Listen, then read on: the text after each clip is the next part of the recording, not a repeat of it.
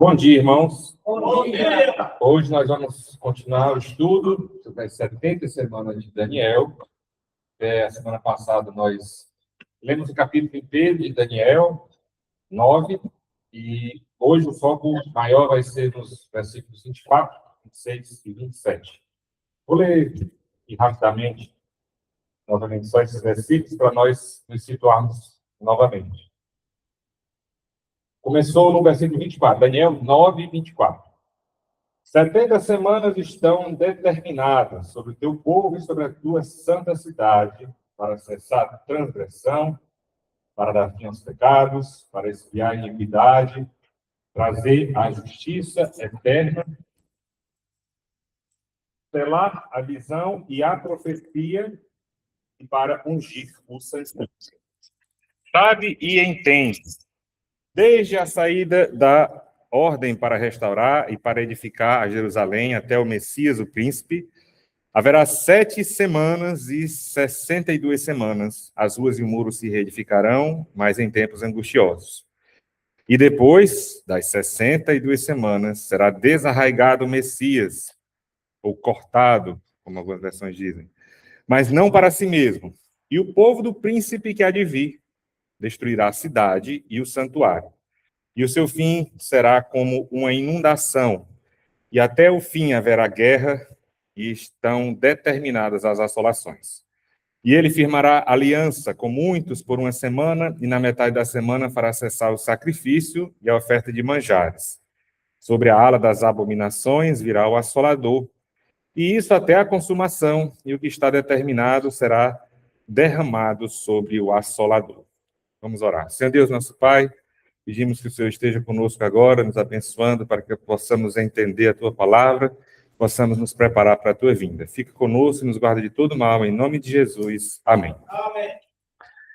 Começando, irmãos, vamos ver uma breve ilustração sobre um evento que ocorreu há muitos anos lá nos Estados Unidos, quando o presidente se chamava Dwight Eisenhower. Ele foi o presidente logo ali depois da Segunda Guerra, o 34º presidente. Ele estava de férias em um dos estados, lá, o estado de Colorado, na cidade de Denver, e ele soube de um menino de 6 anos, chamado Paul Haley, que tinha um câncer incurável.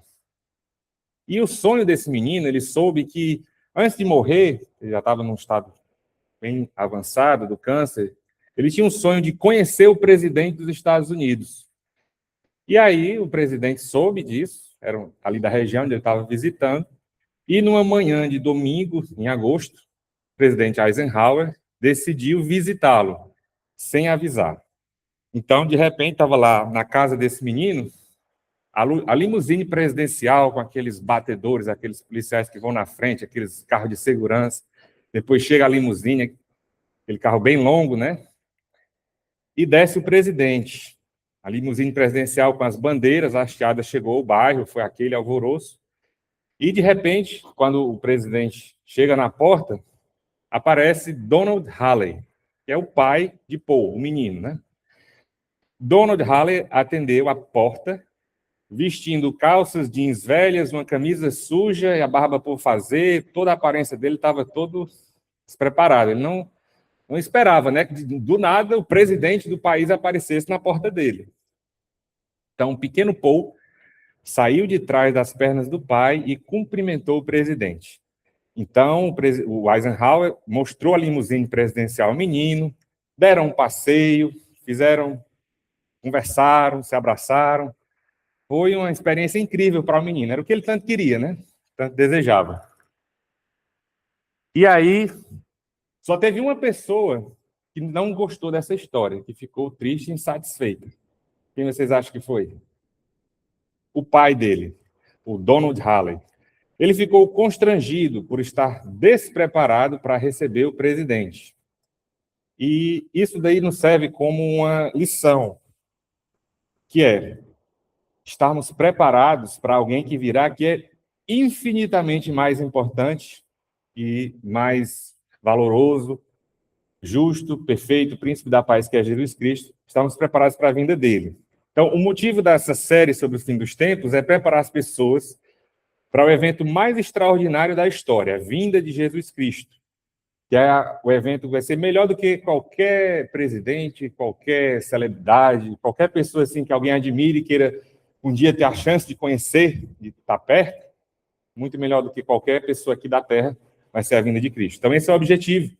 Por isso que a gente está estudando sobre escatologia, sobre o final dos tempos e a vinda de Jesus. Então, Paulo, ele escreveu muito sobre vários temas, muito sobre a teologia, e escreveu muito também sobre a segunda vinda. Ele diz: não quero que vocês sejam ignorantes a respeito dessas coisas. E aí nós podemos entender, sempre que Paulo diz, não quero que vocês sejam ignorantes, ou seja, que vocês desconheçam, que vocês estejam desinformados, estejam alheios a esse tema, quer dizer, na verdade, sempre que a Bíblia diz, seja assim, faça isso, quer dizer, porque naturalmente a gente vai ser o contrário disso. Se está dizendo para a gente não ser ignorante, não se desconhecer, quer dizer que naturalmente nós não vamos saber nada sobre isso, nós vamos ter interesse em conhecer sobre isso. O normal vai ser isso, vai ser a pessoa ela desconhecer completamente o tema. Então, isso traz com que a pessoa, ao não conhecer bem o tema, ela possa ficar até vulnerável a receber qualquer ensinamento sobre aquilo e acreditar, achar que é verdade, já que ela não conhece, já que ela não estudou, não se aprofundou no tema, na Bíblia. Então, mais um propósito dessa série é nós esclarecermos muitos dos temas que a Bíblia fala sobre isso e nos manter informados, ou seja, nós estarmos cientes, tendo conhecimento sobre eventos que irão vir. Esse foi o propósito da profecia. Até para que nós, quando vermos muitas coisas acontecendo, a gente isso já foi dito na profecia, isso já estava previsto. Uma breve recapitulação do que a gente já viu. Nós estamos estudando as 70 semanas de Daniel. Na semana passada, a gente viu as primeiras 69, que são divididas em dois grupos, essas 69. As primeiras 7 semanas, que eram um total de 49 anos, lembrando que cada semana quer dizer uma semana de anos, um grupo de 7 anos. Então, as primeiras 7 semanas, 7 vezes 7, 49, foi para a reconstrução do templo. Depois, aquele período de 62 semanas, depois do final do livro de Malaquias, o término do Velho Testamento, até o nascimento de Jesus, e quando começa Mateus, nós tivemos aí 434 anos, ou essas 62 semanas que o versículo 26 diz, e depois das 62 semanas, aí viria Jesus, ele iria nascer, iria morrer e ressuscitar. Nós temos esse período. Então, essas duas primeiras divisões, 7 com 62, dá 69. Foi um período de 483 anos. E, para dar as 70, nós temos a última, a 70ª. Na ordem das 70, nós temos a última semana. Isso, como a gente já acabou de ler aqui, está nos versículos 24, 25 e 26. No 24, foi um resumo de tudo que Deus vai realizar durante esse período. É o objetivo desse período, por que ele existe, por que Deus determinou esse período. Nós vimos lá, são 6 objetivos, a gente vai revisar cada um deles.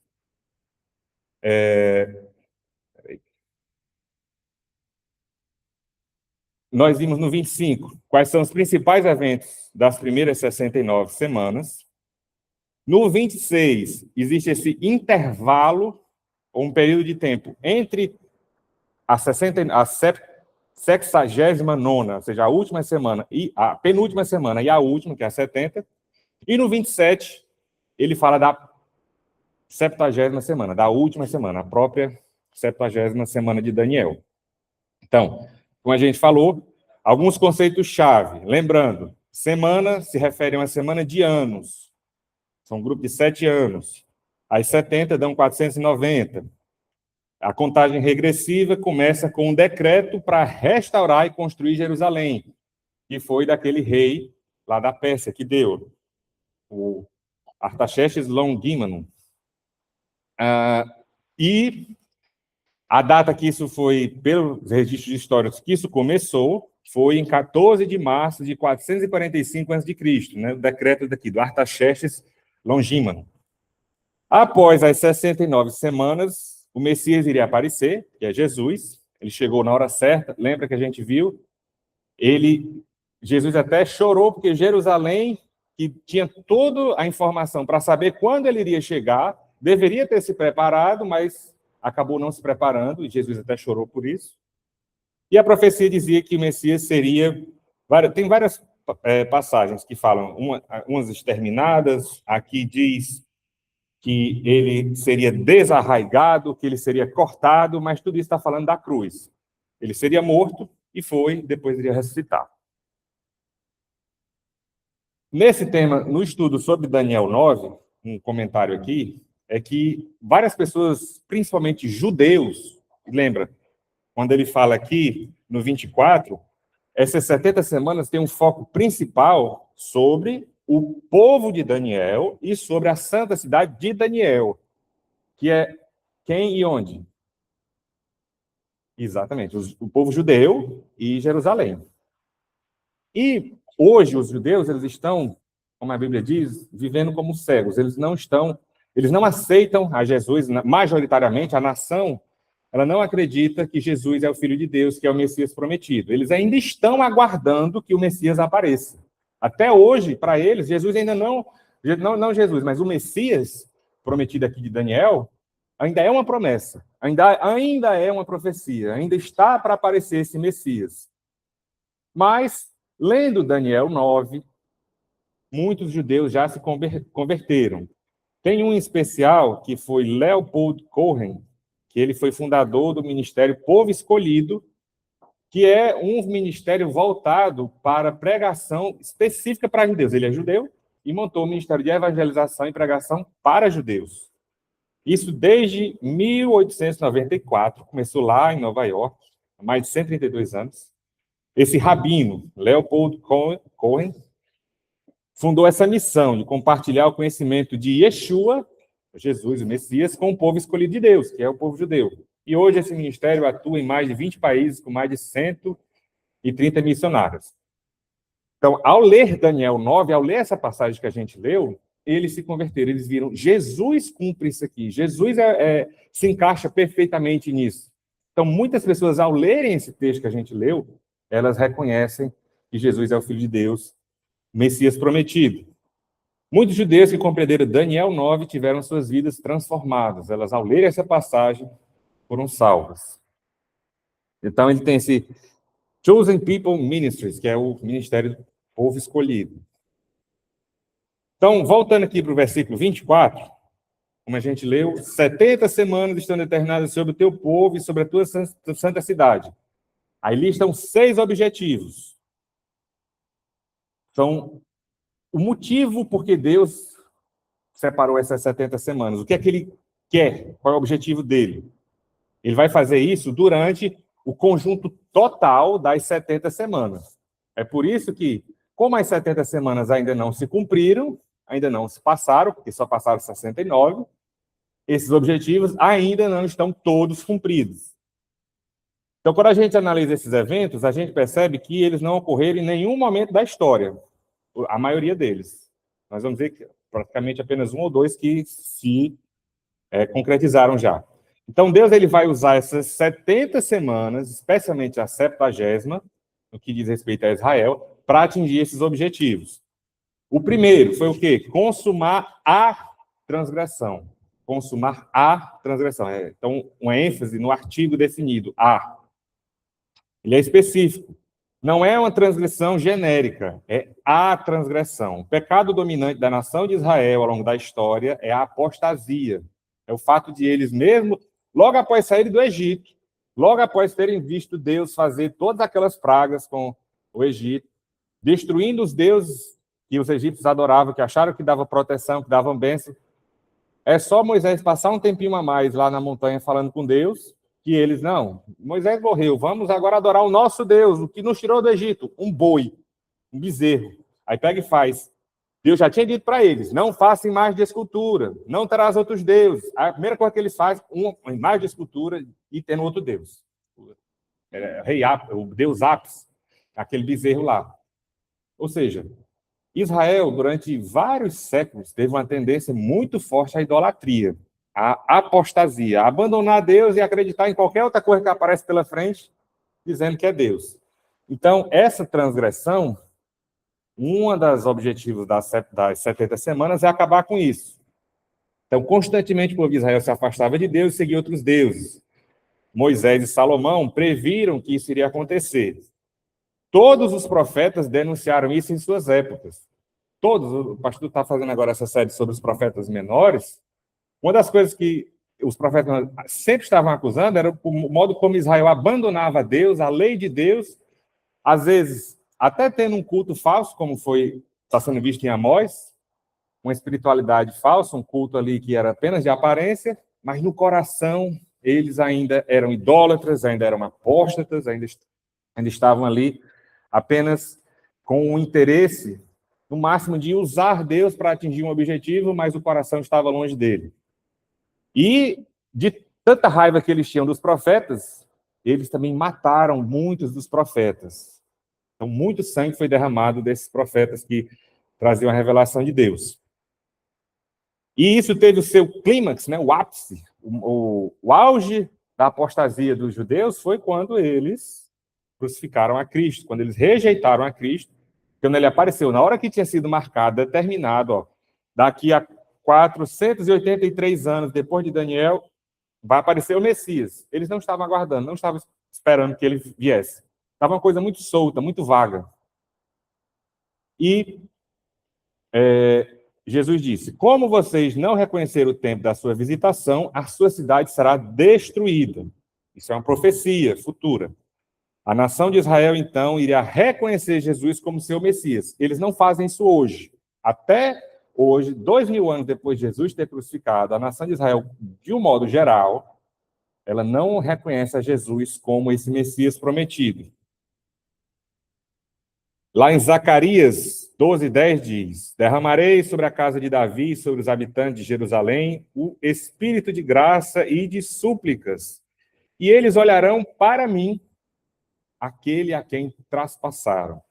Aqui é Jesus falando. Eles vão olhar para ele, Jesus, e vão reconhecer, em determinado momento, que aquele Jesus que foi crucificado, aquele Jesus que eles rejeitaram, aquele Jesus que eles responderam a Pilatos, quando ele disse: eu lavo minhas mãos, vocês querem crucificar, eu não tenho nada a ver com isso. Lavo minhas mãos. E eles disseram: pois caia sobre nós o sangue dele. E foi o que aconteceu. Durante toda a história, o antissemitismo foi algo que realmente eles foram trucidados, perseguidos, mortos aos milhões. Mas aqui, nesse momento de Zacarias 12:10, eles vão reconhecer que aquele a quem eles transpassaram era realmente o Filho de Deus. Eles prantearão pela rejeição histórica do seu Messias, coisa que acontece até hoje, e durante a 70ª semana, durante boa parte dela, eles estarão rejeitando a Jesus ainda,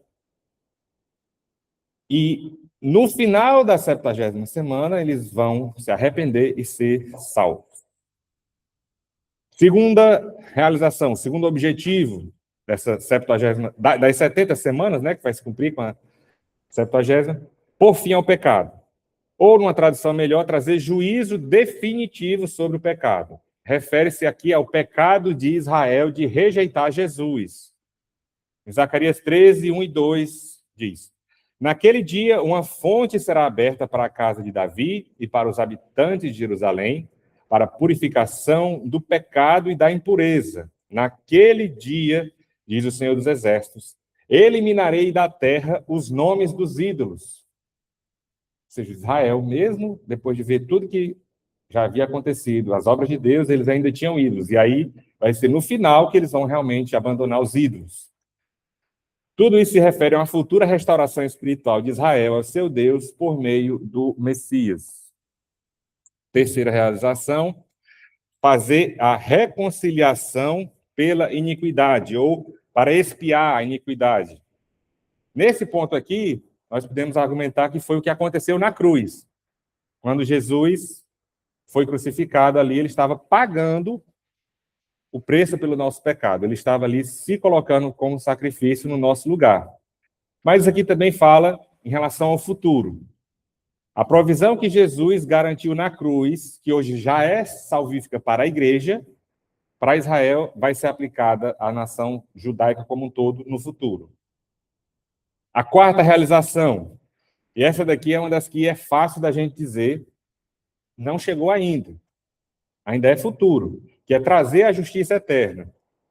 Mais literalmente, a expressão pode ser traduzida como trazer uma era de justiça. E é isso tudo que a gente não tem hoje, né? Referindo-se ao estabelecimento do reino messiânico, quando Jesus vai reinar sobre a terra, como foi prometido pelos profetas. Não se trata apenas de uma justiça moral interna, não é apenas aquilo que hoje, nós que seguimos a Cristo, aquele que segue a Bíblia, ele tem a sua justiça interna, mas o mundo ainda está cheio de injustiça, está cheio de pecado. Então, um dos objetivos das 70 semanas é trazer essa justiça eterna, que vai ser uma ordem mundial em todo o mundo, inteiramente nova na Terra, pondo fim à rebelião humana contra Deus. O tempo de cumprimento disso. Embora Daniel esperasse a restauração após os 70 anos de cativeiro babilônico, essa profecia indica que a justiça duradoura e eterna viria após o período de 70 semanas de anos. Como não se passou, ainda não chegou. Então, isso aqui não está se cumprindo. Ao longo dos séculos, muitas igrejas, muitas pessoas acreditaram que isso daqui já estava acontecendo, quando Jesus dizia, o reino de Deus está próximo, então o reino de Deus já está aqui, Deus já está reinando. Lembra que hoje a terra vive sob o domínio de Satanás. Jesus disse que o príncipe deste mundo. Isso porque Adão, quando Deus criou a terra e colocou ele para cuidar do jardim, Adão rejeitou a Deus, rejeitou o papel que Deus tinha dado a ele de cuidar dessa terra e entregou para Satanás. Mais à frente, nós, quando fomos estudar os 7 selos, a primeira parte do início do Apocalipse, lá, em que fala da abertura dos selos, aquele papiro, aquele papel ali, é o título de propriedade da terra. Aquilo ali é uma interpretação que eu acredito muito. Aquilo ali que está sendo quebrado, aqueles selos, aquilo ali é justamente Deus e Jesus tomando de volta aquilo que Adão entregou para Satanás, Deus está tomando de volta e vindo à terra para reinar. Então, essa era de justiça, ela é vista como cumprimento do reino de Deus, mencionado em passagens como Isaías 1:26, 11:2 e 5, e Jeremias 23, 5 a 6, onde a retidão reinará, diferindo totalmente das tentativas humanas de paz temporária. Tudo que a gente já viveu até hoje, que a gente estuda na história, foi o homem tentando trazer paz, foi o homem tentando resolver os problemas. Isso só vai ser definido, só vai ser resolvido de fato quando Jesus reinar. Aí lá em Jeremias, vamos ler só isso. Eis que vem dias, diz o Senhor, em que levantaria Davi um renovo justo, e reinará um rei, e esse rei prosperará, e executará juízo e justiça na terra. Tudo que os reis até hoje não fizeram, né? Jeremias 23, 5 a 6. E ele executará juízo e justiça na terra, e nos seus dias Judá será salvo, e Israel habitará seguro. E este é o seu nome, o Senhor, justiça nossa. Então, aqui, mais uma vez, é futuro, é uma profecia ainda não cumprida. Quando Jesus reinar sobre a terra, ele vai trazer essa justiça que está profetizada aqui. Quinta realização, ainda lá em Daniel 9:24. Selar a visão e a profecia. Isso, selar, significa a confirmação, a autenticação, o cumprimento total das profecias antigas sobre o Messias, indicando que o seu propósito foi consumado. Nós vamos ver um trecho específico sobre isso aqui, quando Jesus estava no templo e fez uma leitura, como quando ali ele fez uma pausa. A gente vai chegar lá. Então, o significado de selar. No contexto bíblico, selar significa assinar, validar um documento, garantir a sua autenticidade, o seu cumprimento. Quando a profecia se cumpre, o rolo pode ser selado, fechado, porque seu objetivo foi alcançado. Então, o cumprimento do Messias, Jesus, o cumprimento dessa profecia ocorreu com a sua vinda, ministério, morte e ressurreição. Ele validou as profecias do Antigo Testamento sobre a sua própria pessoa e obra. E isso já foi em parte. Ainda falta essas outras partes que ainda não se cumpriram. Jesus indicou esse cumprimento ao dizer que tudo que estava escrito na lei, profetas e salmos sobre ele, precisava ser cumprido. Tudo isso precisa ser cumprido. vai levar as 70 semanas para serem cumpridas. A sexta realização é ungir o Santíssimo. Aqui está falando do tabernáculo. Outra tradução é o mais sagrado, significa o lugar em que havia adoração a Deus. É uma construção hebraica que quer dizer Santo dos Santos. Quem lembra lá no tabernáculo que Deus instruiu Moisés e o povo a erigir, que também teve no templo de Salomão, também teve no segundo templo que foi destruído. Havia esse lugar, o Santo dos Santos, que é uma referência ao santuário sagrado, ao templo. Quando Jesus voltar, no final da 70ª semana, ele vai estabelecer um reino milenar, um reino que vai durar 1000 anos. Então haverá um templo no reino milenar onde ele vai habitar. Existe um trecho da Bíblia, que é Ezequiel, os capítulos do 40 ao 48, que fala detalhadamente, com diagramas esquemáticos, praticamente, com desenhos, é como se você pudesse fazer uma planta e construir, como é que vai ser esse templo milenar quando Jesus estiver reinando. Está lá em Ezequiel 40 a 48. É bem detalhado. É algo assim para um arquiteto, um engenheiro estudar, que é perfeito. Ali é uma planta de como vai ser o templo. A Bíblia diz, inclusive, que todos nós, durante esse reino milenar, anualmente, nós iremos até Jerusalém para adorar, nesse templo. E quem não for, a Bíblia diz, está lá em Ezequiel também, que quem não for lá adorar nesse templo, a região vai ficar sem chuva, vai ficar sem água. Então, é muito interessante, isso a gente pode estudar depois. Mas um dos objetivos aqui, o último, é ungir esse templo, esse santíssimo lugar onde Jesus vai reinar. Então, um resumo do objetivo geral. Justiça eterna vai dominar o mundo inteiro, vai ser o fim do pecado. O Messias habitando em glória no meio do seu povo em Jerusalém. Nós estaremos lá. Isso vai acontecer ao longo da 70ª, isso do reino milenar, não da grande tribulação. Isso vai acontecer ao longo da 70ª semana de Daniel, no final dela ou por causa dela, o cumprimento desses 6 objetivos. Isso também está lá em Romanos 11, no final. Israel, que hoje é aquela nação que o povo diz, Israel é esse Israel de hoje aí, com Benjamin Netanyahu como primeiro-ministro, das coisas que eles estão fazendo, isso aí não é mais o povo de Deus, não. Isso eu já vi muita gente acredita nisso. Que porque Israel hoje é do jeito que é, faz o que faz, e está lá vivendo como uma nação pagã, esse povo aí, esse aí não é o povo de Deus, não. Esse aí não é o povo de Israel, não. Esse aí não é o povo da Bíblia, não. Muita gente fala isso. E que por isso a gente não deve, por exemplo, como a Bíblia comanda também, devemos orar pela paz de Jerusalém. Aí tem gente que diz, por esse Israel aí eu não oro, não, porque esse daí não é o povo de Deus, não. É aquela questão. Hoje, eles estão nessa condição de incrédulos, com os olhos vendados. Eles não leem a Bíblia, eles leem apenas o Pentateuco, a Torá, e nem tanto isso, eles leem muita tradição judaica, e aí por isso eles têm a visão fechada. Mas vai chegar o dia, conforme está lá em Romanos 11, que Paulo afirmou, e assim todo Israel será salvo. Vai chegar o dia que eles vão se converter, principalmente no final da 70ª semana, quando Jesus voltar, aí eles vão olhar, foi esse daí que a gente crucificou, foi esse daí que nós açoitamos, que nós colocamos na cruz, que morreu, e nós passamos esses 2000 anos rejeitando ele. E aí eles vão aceitar e se converter. Isso os que ficarem vivos, porque boa parte vai morrer na grande tribulação. Então, o contexto de Daniel a receber a profecia. Lembra? Daniel estava no cativeiro, 70 anos já tinha se passado lá na Babilônia, já estava quase no final. Lembra que ele começou a orar e confessar os pecados, conforme Deus havia prometido. Apareceu, então, o anjo Gabriel e falou para ele, Deus ainda não terminou com o seu povo, o que aconteceu com Jerusalém, a destruição, a carnificina que teve lá, aquilo ali não é o fim do povo de Israel.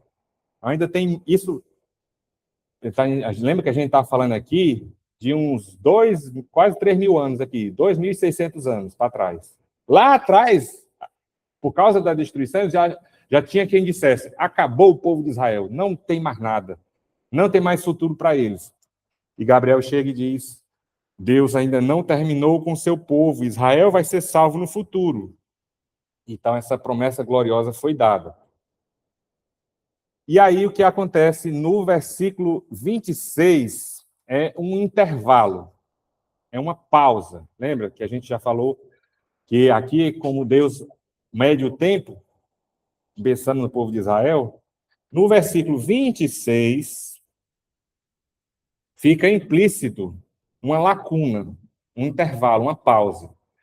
Lá no 26 ele diz, e depois das 62 semanas, que já está implícito o período de 7 semanas anterior, totalizando 69, então o Messias será morto.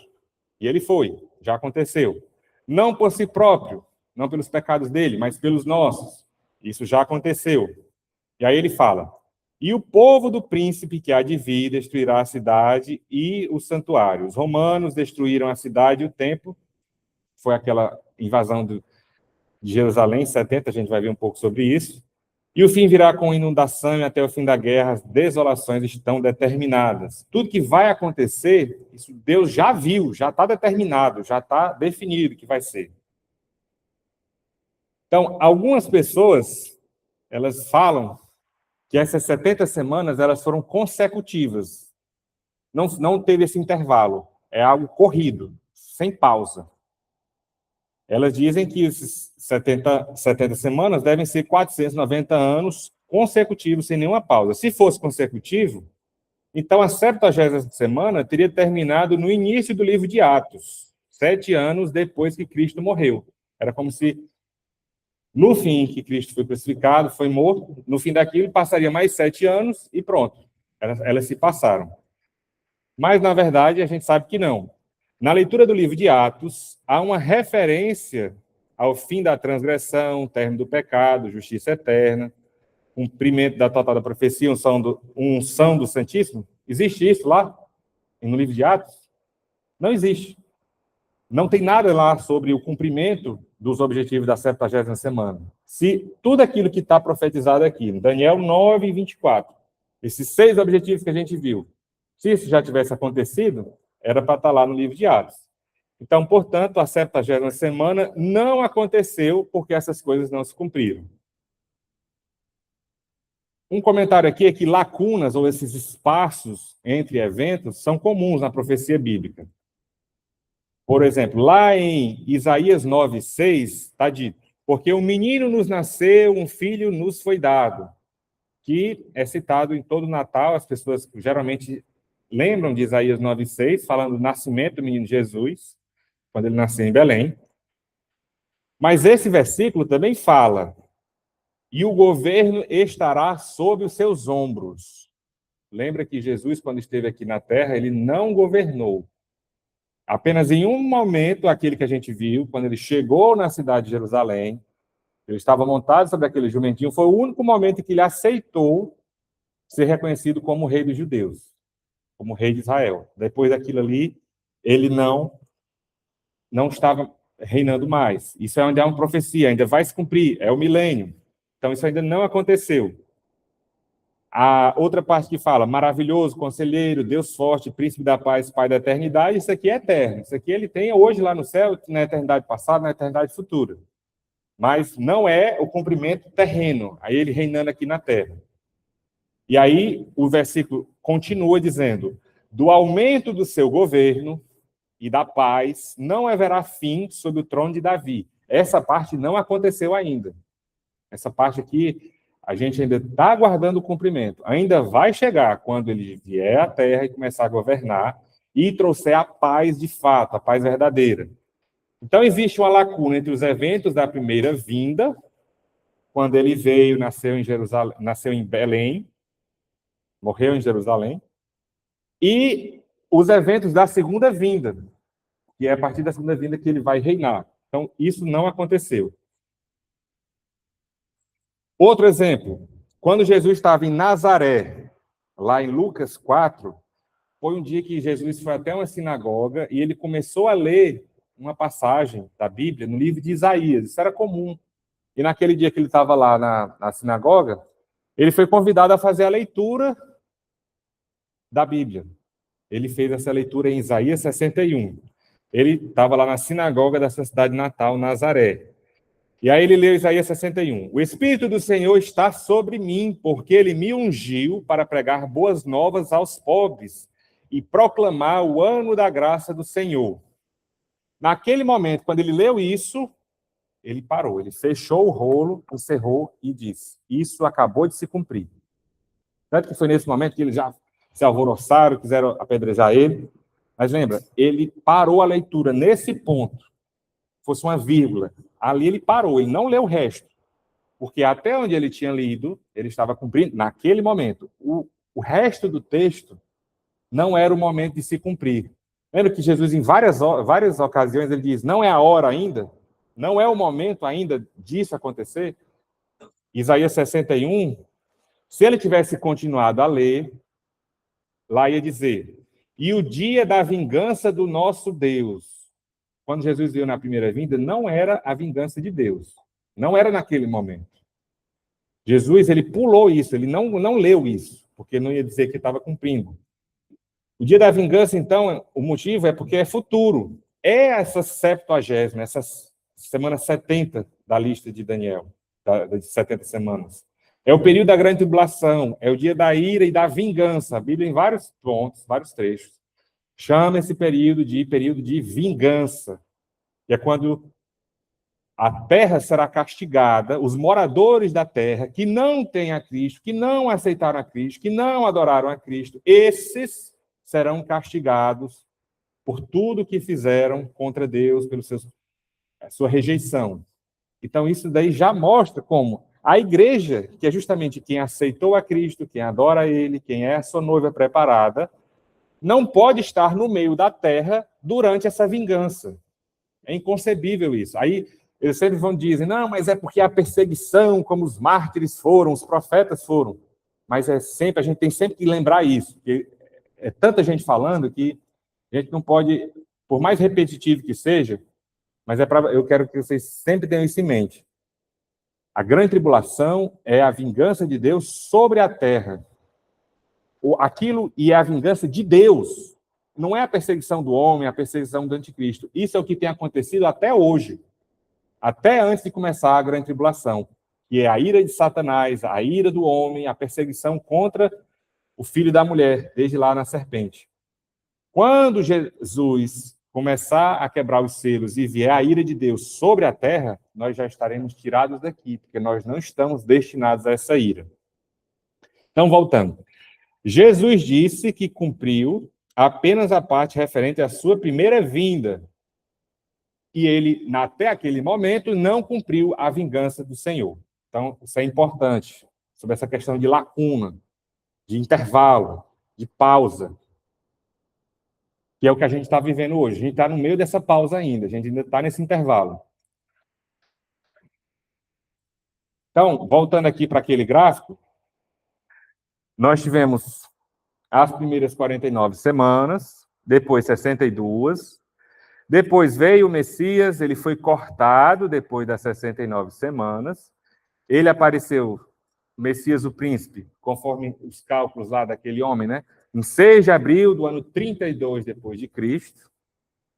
E aí, depois do Messias, e a cidade é destruída, começa a era da igreja, que é esse parêntese, essa vírgula, essa pausa, esse intervalo, essa lacuna, que existe desde o que o Messias foi cortado até a grande tribulação.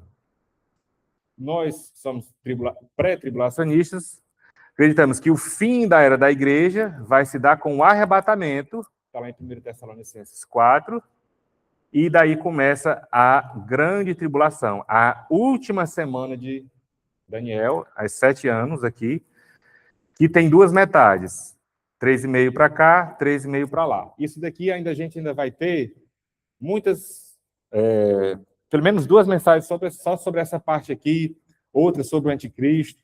Então, assim, ainda tem muito conteúdo. Quando vocês disserem enjoar, não quero mais ouvir falar disso, não aguento mais, aí a gente para. Mas conteúdo tem. Porque conteúdo tem, viu? Aqui tem material que... Eu sou fascinado por isso aqui.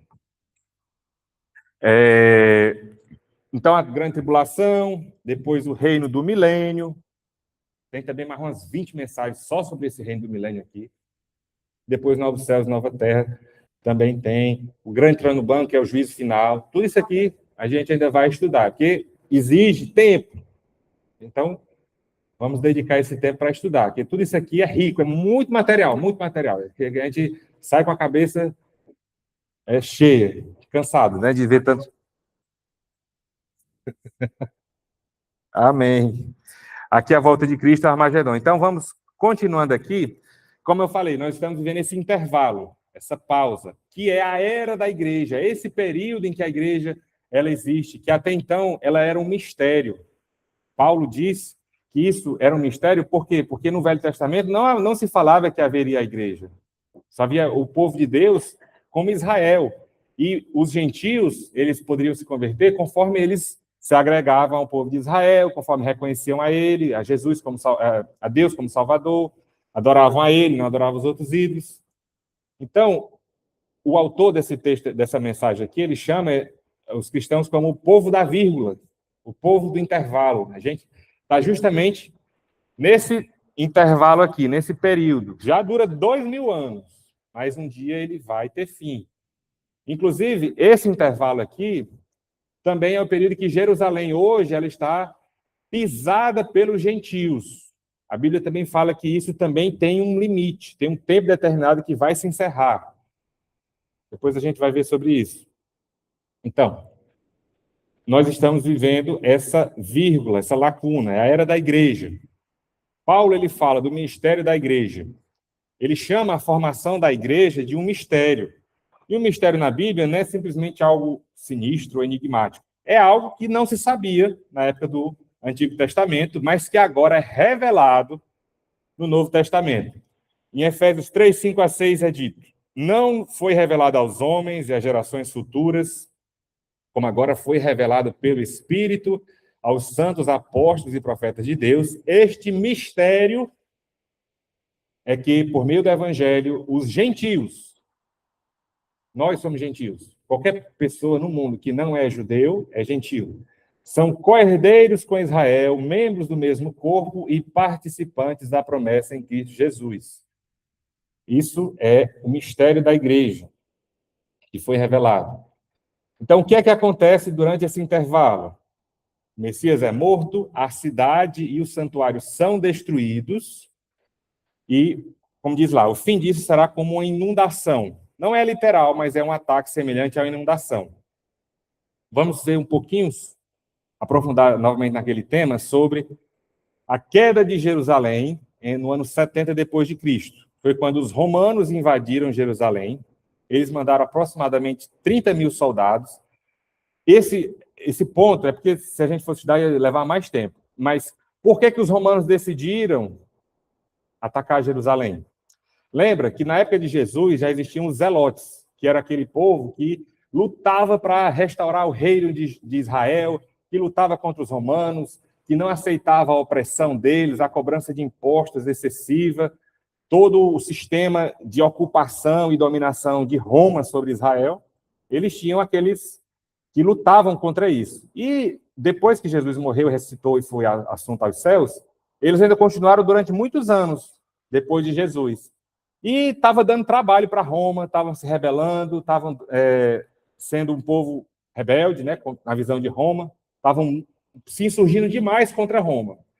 Até que chegou um ponto em que Roma deu um basta, vamos lá matar esse povo e destruir essa cidade, que esse povo é rebelde demais, não está dando mais.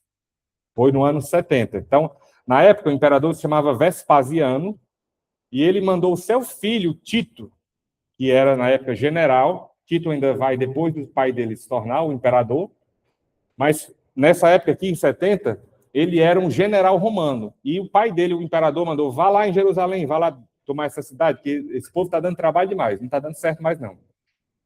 Tito veio para Jerusalém com 30 mil soldados, atacaram Jerusalém, e, na época, havia um judeu que ele acabou se misturando com os romanos e estava servindo de historiador para eles. Ele estava lá e servia de contando, ele estava lá documentando todo o processo que estava acontecendo. E aí Joséfo, ele relatou que nessa época morreram em Jerusalém mais de 1.100.000 pessoas. Foi uma carnificina grande, terrível, muita gente morreu. E mais de 95.000 judeus foram feitos prisioneiros, incluindo o próprio José, que aí é quando ele acaba aquela história do quem não pode contra ele, junte-se a eles. Ele, não, deixa eu trabalhar para vocês, eu sou um judeu, conheço muito e tal, posso ajudar vocês aqui a entender. E aí acabou se juntando aos romanos para fazer a história dessa guerra. Cadê? Não, pronto. Então, no texto do versículo 27, ele vai firmar... Não, peraí, isso aqui está na ordem errada. Pronto, era para vir para esse slide aqui. Então, está aqui, essa ilustração está mostrando de quando a cidade de Jerusalém ela foi sitiada pelos romanos, né? Foi um grande exército, 30.000, eram liderados pelo general Tito, culminou na destruição do segundo templo. Lembra, o primeiro templo foi o templo de Salomão, depois que ele foi destruído, e aí houve a reconstrução na época de Neemias, e o templo foi reconstruído, ele depois vai ser destruído aqui. Esse cerco à cidade durou mais ou menos 4 meses, resultando em uma catástrofe com mais de 1 milhão de mortos, e a escravização da população sobrevivente. Ele marcou o fim da primeira revolta judaica. Lembra? Tudo isso aqui aconteceu porque eles ainda estavam naquela do a gente tem que, pela força, pelo braço, pela espada, restaurar o reino de Israel. Não podemos aceitar a dominação romana. Roma não aceitou e mandou os soldados lá destruírem. Foi mais ou menos ali, começou no ano 66, até o ano 73. No ano 70 foi o auge, quando eles realmente invadiram a cidade, quebraram os muros, destruíram o templo. Foi uma carnificina muito grande. Como eu disse, o líder foi Tito, ele era um general, filho do imperador Vespasiano.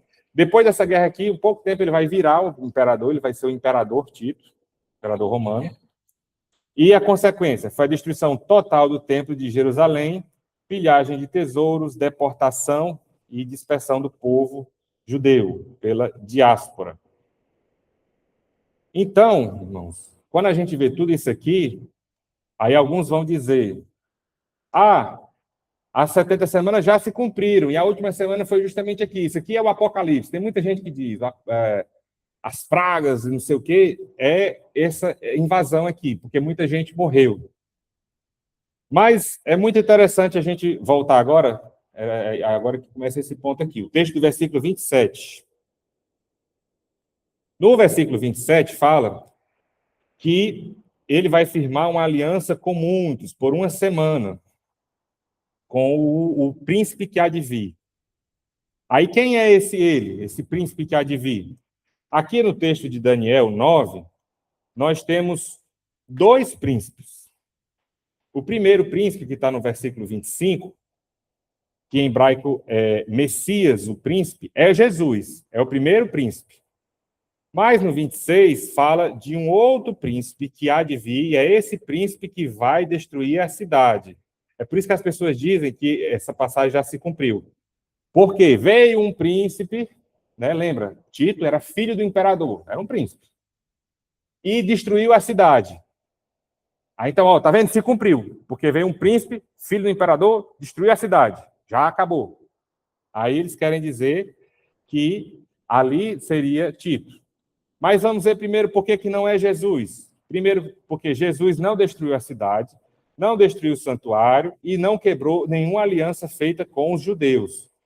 Isso por quê? Porque no 27 ele vai dizer aqui, esse príncipe que vai vir, ele vai firmar uma aliança com muitos por uma semana. E no meio da semana, ele vai pôr fim ao sacrifício e à oferta. Então, esse período aqui, tem gente que quer dizer, não, tá vendo, foi Tito, foi ele que destruiu. Não foi, não é. Esse príncipe que há de vir não é nem Tito, nem é Jesus. Isso daqui, como nós vimos, esse momento aqui foi, apesar de ter sido muito triste, muito terrível, muita gente morreu, foi escravizada, foi aqui quando os judeus foram espalhados pelo mundo inteiro, nunca mais conseguiram reconstruir o templo. Depois daqui foi quando começou 1000 guerras para tomar Jerusalém durante vários séculos, brigas entre vários povos para dominar Jerusalém, e até hoje Jerusalém é pisada pelos gentios. Então, não é Tito, não foi Tito. Apesar dele ter chegado lá e destruído tudo, Tito, ele não fez uma aliança com Israel, como a gente vê no versículo 27, que diz que ele vai firmar uma aliança. O general Tito, ele só chegou lá para reprimir uma revolta, para acabar com aquela rebeldia deles contra o Império Romano. Esse era o papel dele, ele não estava lá para fazer acordo. E ele não fez aliança com eles.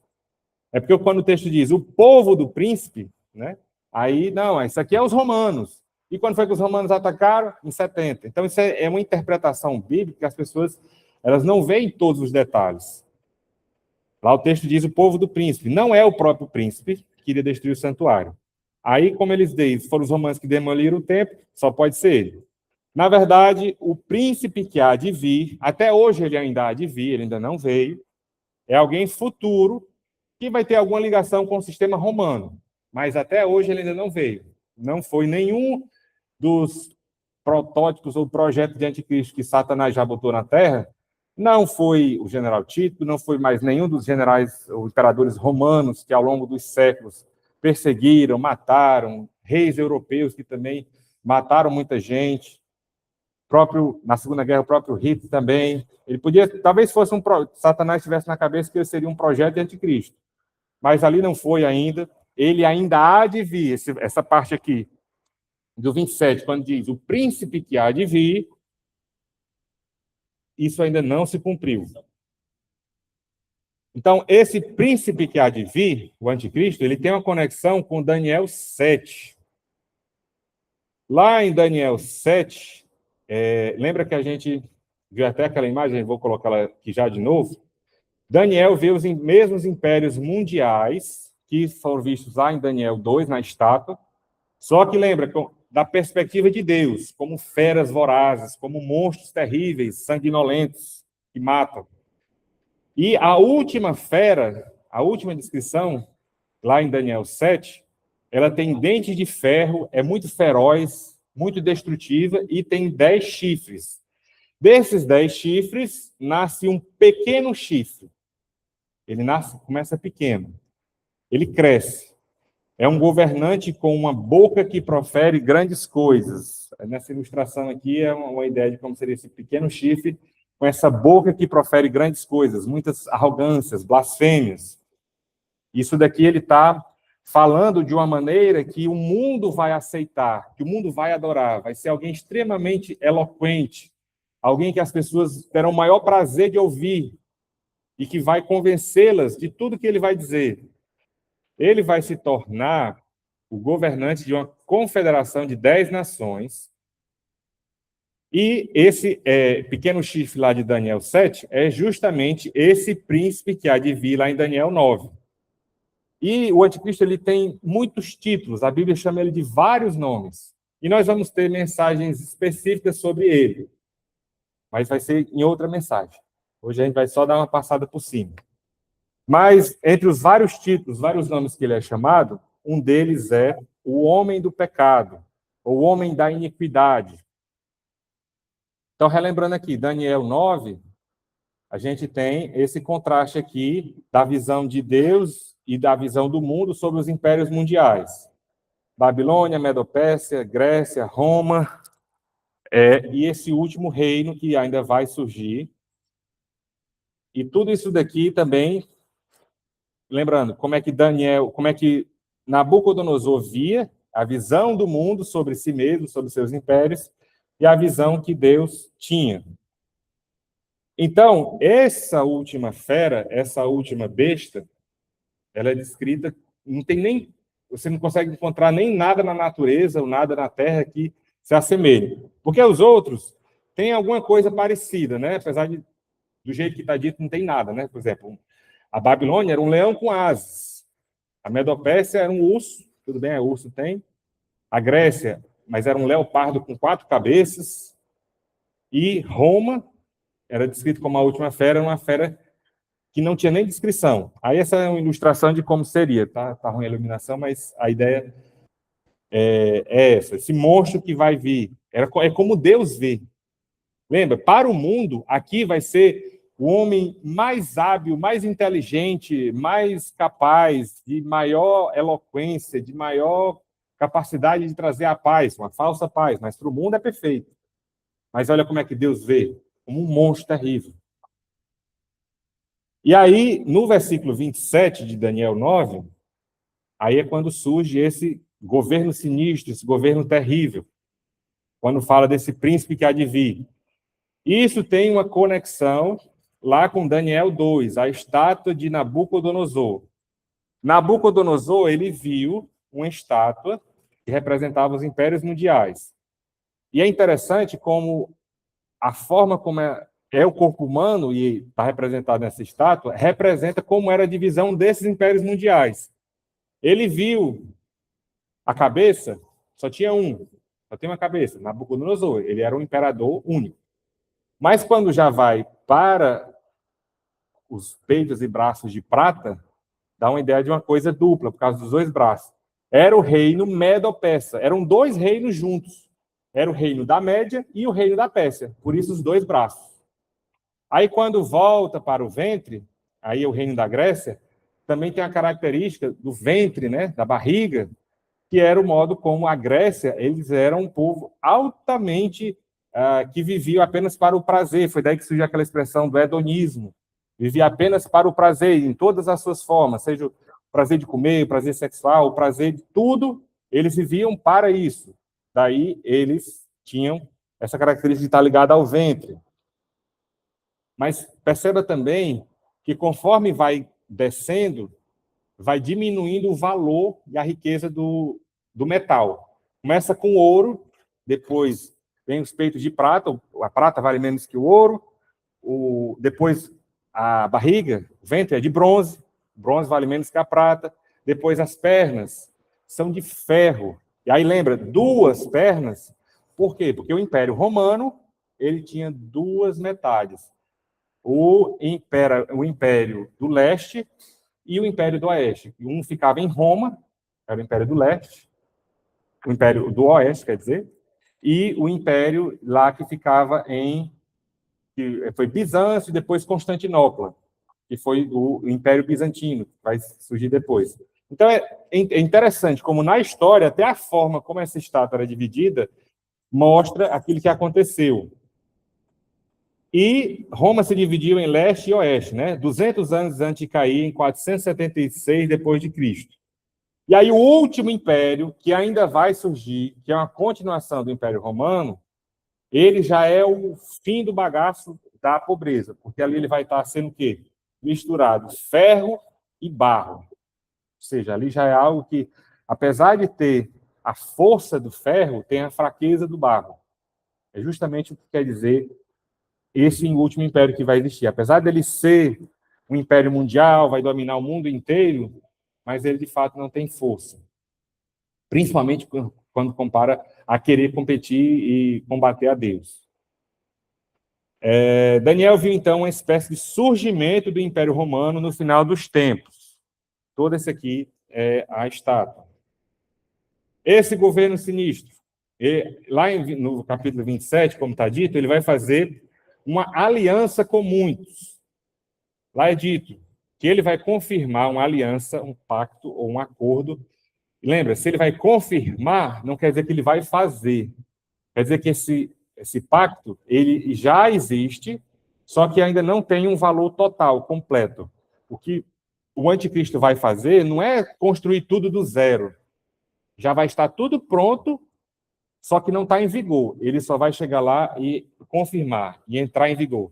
É o que, por exemplo, hoje, muitos tecnocratas, eles dizem, olha, nós não podemos mais depender de humanos para tomar decisões, de governos locais para tomar decisões. Nós precisamos de um governo único, mundial, para que nós possamos ter o controle e resolver os problemas da humanidade. Os problemas que existem é porque as pessoas querem cada um fazer do seu jeito, cada país quer tomar suas decisões, quer agir de maneira própria. Então, muita gente hoje já fala que é preciso um governo mundial, só que isso ainda não entra em vigor. E aí ele vai e confirma esse pacto por uma semana. Esses muitos, além de ter um entendimento majoritário que é o mundo inteiro, mas também pode ser entendido como judeus, porque o objetivo principal aqui é que essas 70 semanas são determinadas para o teu povo, Daniel, que são judeus. E é nesse ponto que ele vai permitir, algo que hoje é proibido, é impossível, porque os árabes não deixam, construir um templo lá em Jerusalém. Porque tem lá a mesquita de Omar, tem o complexo de Al-Sharif, que é todo um imenso quadrado lá, que onde, para construir um templo ali, os árabes jamais iriam permitir. O Irã, o Iraque, os Houthis, o Hezbollah, todos os povos que lutam contra Israel hoje jamais permitiriam um templo no lugar sagrado deles, que eles inclusive acreditam que Maomé ascendeu ao céu a partir dali, a partir de Jerusalém, por isso que lá é um lugar sagrado para eles. Então, para se chegar nesse acordo, tem que ser alguém realmente muito capaz de convencimento, e é o que o mundo vai aceitar. Aí a gente lembra de uma passagem, João 5,43, em que Jesus falou: eu vim em nome do meu Pai e vocês não me aceitaram, não me aceitais. Mas se outro vier em seu próprio nome, a esse vocês aceitarão, a esse aceitareis. Está falando, Jesus já estava predizendo, falando do anticristo. Que ele foi rejeitado, Jesus foi rejeitado pelos judeus, mas vai vir outro, no próprio nome dele, que eles iriam aceitar. Lá em Zacarias 11, 15, 16, também é dito: e o Senhor me disse, toma para ti ainda o instrumento de um pastor insensato, porque eis que eu suscitarei um pastor na terra, que não cuidará das que estão perecendo, não buscará a pequena. Lembra, aqui está falando que é um pastor que faz o oposto do que um pastor deveria fazer: cuidar das ovelhas, proteger, se preocupar com a pequena. Quem lembra do pastor que no rebanho, está lá no aprisco, tem 100 ovelhas, uma se perde, ele deixa as 99 para buscar aquela lá, apenas uma. Isso é o que o pastor verdadeiro faz, mas esse aqui ele diz: esse pastor que vai vir não buscará a pequena, não curará a ferida, nem apacentará a sã, mas comerá a carne da gorda e lhe despedaçará as unhas. Ou seja, é um lobo. É um lobo de pele de cordeiro. É o anticristo. E aí lá em Daniel 7 fala sobre a asa das abominações virá o assolador. Então, o que é que essa abominação da desolação que vai vir é que ele vai permitir, no pacto, que seja reconstruído o templo. Mas no meio da semana ele vai quebrar esse pacto e lá, que era um lugar para adoração a Deus, ele vai chegar e dizer: eu sou Deus. É isso que é a abominação que causa a desolação. A partir do momento em que ele quer tomar o lugar de Deus, quer ser adorado como Deus, isso vai gerar uma desolação, uma destruição, que aí é quando começa a grande tribulação e tudo que acontece na segunda metade da última semana. Então, ele reunirá tropas e... Daniel 11:31. Ele reunirá tropas e profanará o santuário e fortaleza. Tirarão sacrifícios diários e colocarão ali a abominação da desolação.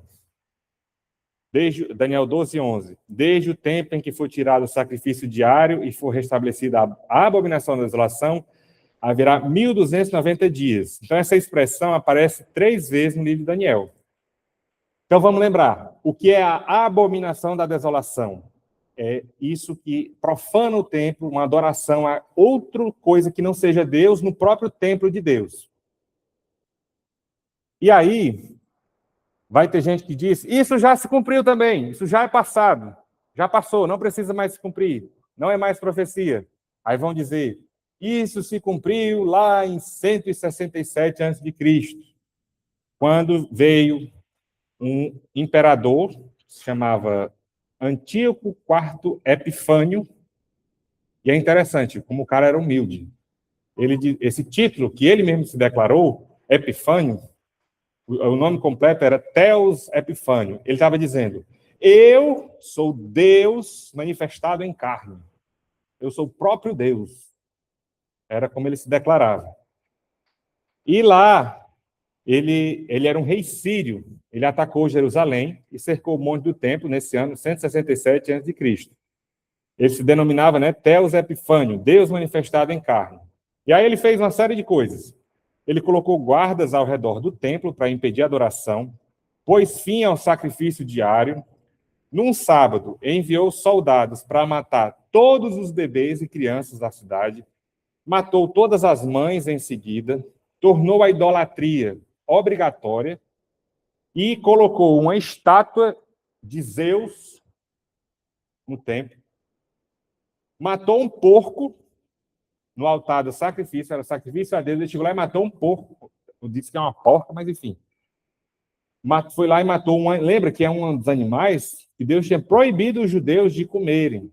Eles não podiam nem criar, não podiam nem ter porco, eles não tinham lá. Mas ele foi lá e mata esse porco e obriga os sacerdotes a comer a carne daquele porco. Então ele fez coisas terríveis aqui. Coisas que parecem, né? Lembram um pouco, ele interrompeu o sacrifício, cometeu uma abominação da desolação, fez coisas terríveis. Ele fez muita coisa, esse homem aqui. Ele se dizia Deus, ele dizia que era Deus manifesto em carne, mas ele não era o anticristo. Ele era um tipo de anticristo, ele era uma espécie de anticristo, um projeto, um protótipo. Porque Satanás ele não sabe quando vai chegar a época de se cumprir a 70ª semana. Então ele sempre tem um anticristo a postos, preparado. João fala que desde hoje já se levantaram muitos anticristos. Isso é justamente porque, como eu disse, Satanás não sabe quando é que vai acontecer a época do cumprimento. Então, ele sempre tem alguém que vai se dizer Deus, alguém que vai cometer abominações, que vai atrapalhar, perseguir e matar o povo judeu. Só que isso daqui, se você prestar atenção no ano, é no ano 167 antes de Cristo. E Jesus tinha falado, em Mateus 24:15, quando virdes a abominação da desolação da qual falou o profeta Daniel no lugar santo, que ele entenda. Jesus estava dizendo que isso era futuro. Olha, Gui. Então, Jesus... Olha a visão. Aí, só pelo fato de Jesus falar em Mateus 24:15, que quando vocês virem, quando virdes, está dizendo que é futuro. E esse evento aqui aconteceu uns 200 anos antes. Então, já tinha se passado. Não tem como ser futuro. Então, mais uma coisa que é o preterismo. Eles sempre querem achar um trecho da Bíblia e dizer, já aconteceu, já se passou. Mas é muito fácil você ver que não casa, não faz lógica, não faz sentido, não tem nenhuma lógica isso daqui já ter acontecido. Então, Jesus apontou para a abominação da desolação como algo futuro.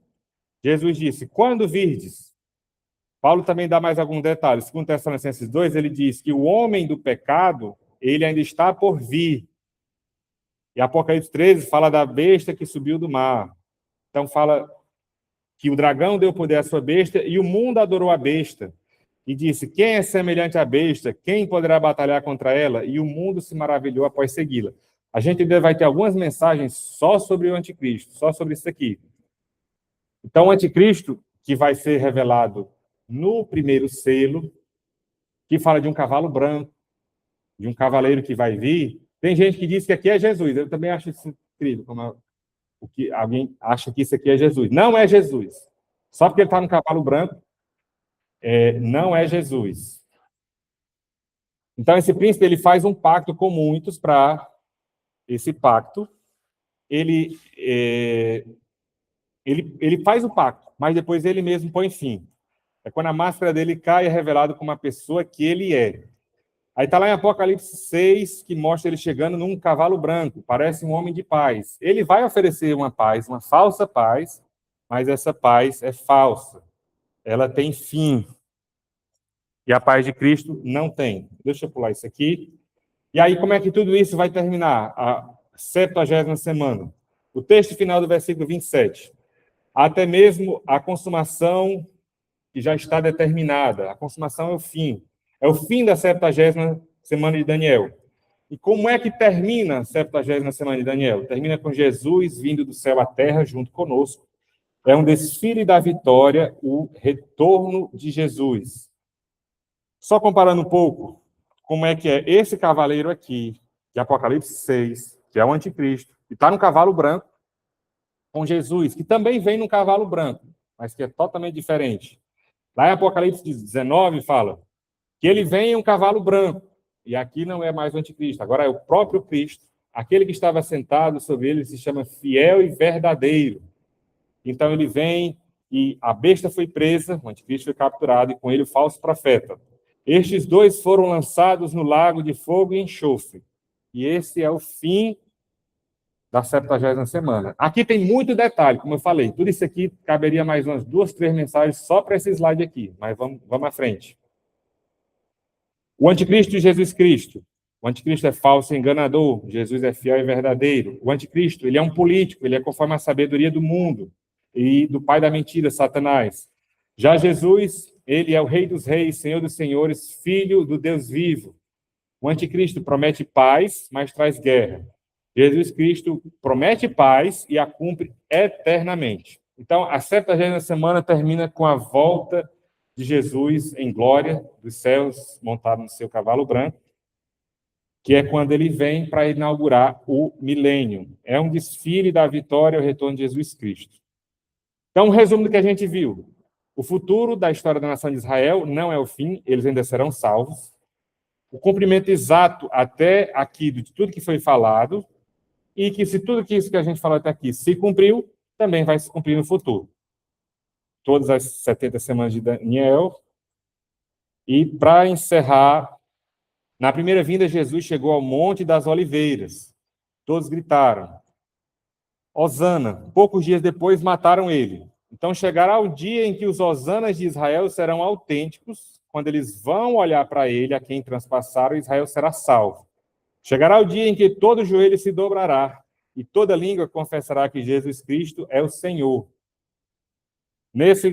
Isso aqui fica um chamado a uma preparação pessoal. Hoje, todos nós aqui já aceitamos a Cristo, mas para quem vê essa mensagem que não tem ainda, você não precisa esperar até esse dia para se ajoelhar, porque nesse dia vai ser algo que vai ser forçado e não vai mais dar salvação.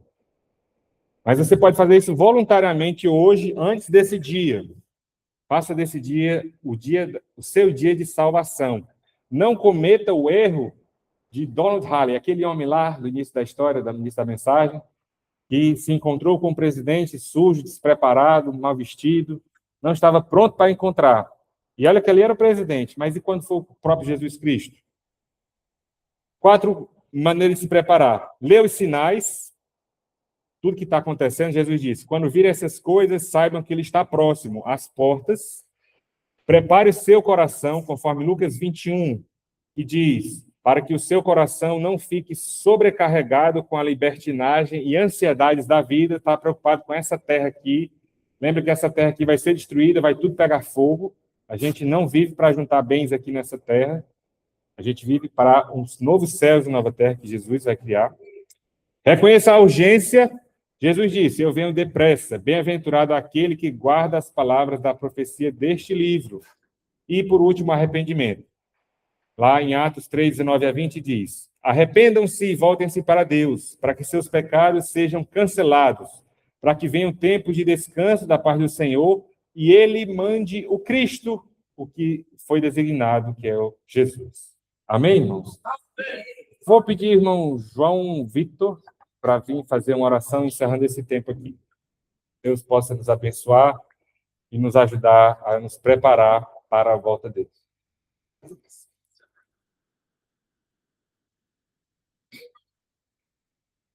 Oremos.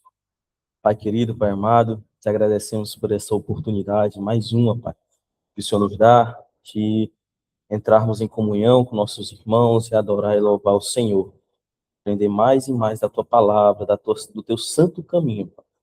Só tenho te agradecer, peço que nos proteja, fisicamente, espiritualmente, que todos possamos voltar para casa e seguir mais uma semana em paz. Em nome do teu Filho amado Jesus Cristo. Amém. Amém.